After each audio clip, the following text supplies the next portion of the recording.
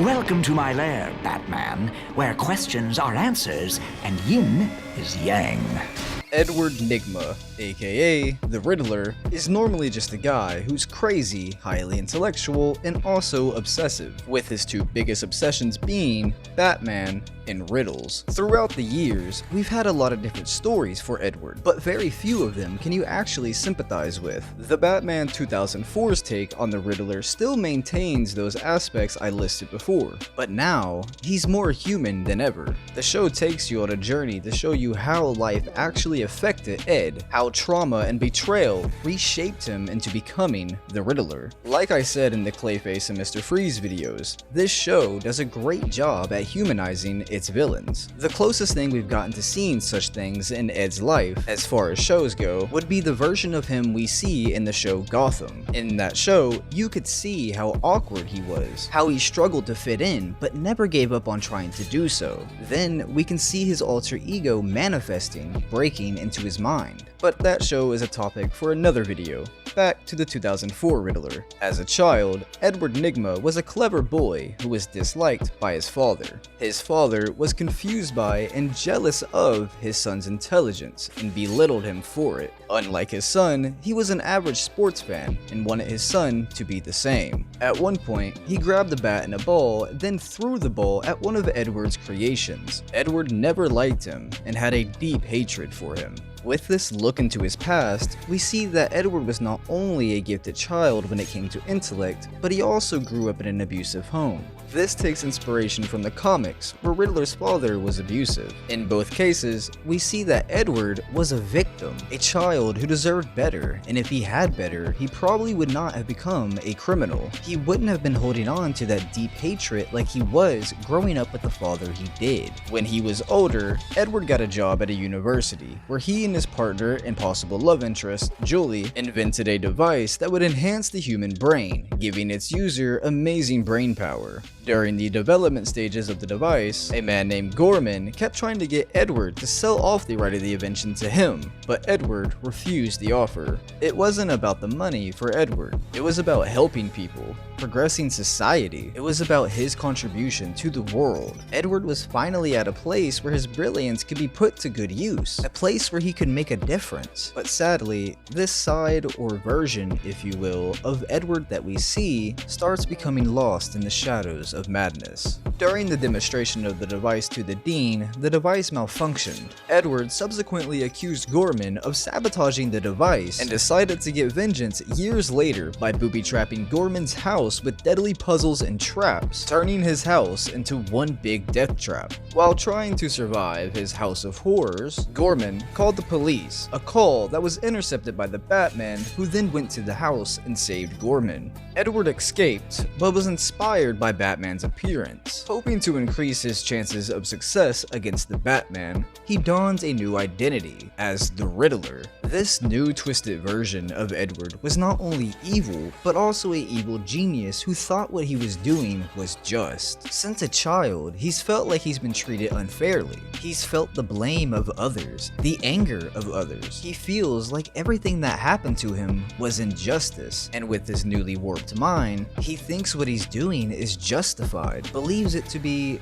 righting a wrong that they themselves didn't want to right. In the episode Riddler's Revenge, Batman and Riddler hide in a shipping container to save themselves from an explosion in their previous fight, but the container then falls into the sea. While underwater, the Riddler explains his origins, and explains to Batman that he was a fundamental component to create what Gotham calls the mastermind criminal, Riddler. In this moment, we're seeing Edward reawaken for a small moment. He sets aside his obsessions to open up and get some things off of his chest. A moment of vulnerability that Edward hasn't given anyone in a very long time. He's almost confiding in Batman. And with that, we see that Edward isn't completely gone, but only suppressed due to the rage and hatred in his heart taking over.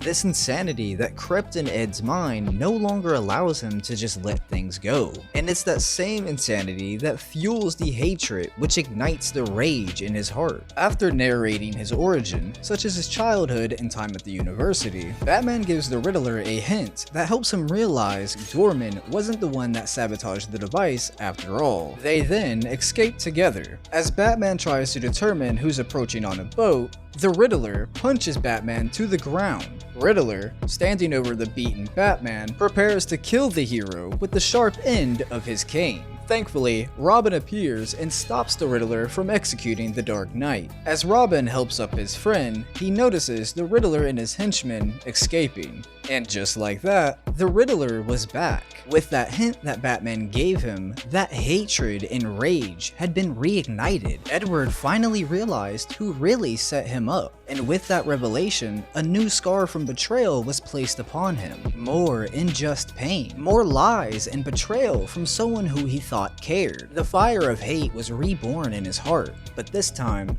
it was greater. In the same science lab Edward worked in long ago, he enters to find Julie working. Julie recognizes his voice and she knows exactly why he is here. She then smirks and begins to explain why she sabotaged their device on that fateful day. Riddler orders his henchmen to grab Julie. One by one, Edward places their invention all over Julie's face. Edward then grabs the controller, preparing to have Julie's mind explode. Her life being placed in Edward's hands like this gave him peace of mind, knowing with the simple turn of that dial, all that pain and destruction she caused in his life would be over, along with her life. And like I said before, he believes what he's doing is just. He believes it to be completely fair and is justified in his mind. And in this moment, he's righting the ultimate wrong. However, Batman and Robin then arrive. A fight begins, but the scuffle ends shortly. As the heroes prepare to leave, Batman orders Robin not to cut Julie free from her seat, and to instead let the police deal with her. The Dark Knight then asks Robin one last riddle. When is a villain not the villain? They then all look to the Riddler, who begins to cry. However, Edward wasn't crying because he lost. He was crying because now that he knows that she was the one who set him up, and with him being taken back to Arkham, he's now forced to deal with all of those emotions that he's been suppressing. Those emotions came flooding in, drowning Edward in pain. Edward truly feels as if he has no one. He feels alone. All Edward wanted to do was help the world, and for that, he was used, manipulated, and backstabbed. This show walks us through the two lives and mindsets of Edward. We got to see a side of Edward that we could actually sympathize with. And that, my friends, is why, in my opinion, the 2004 The Batman Show had the best Riddler.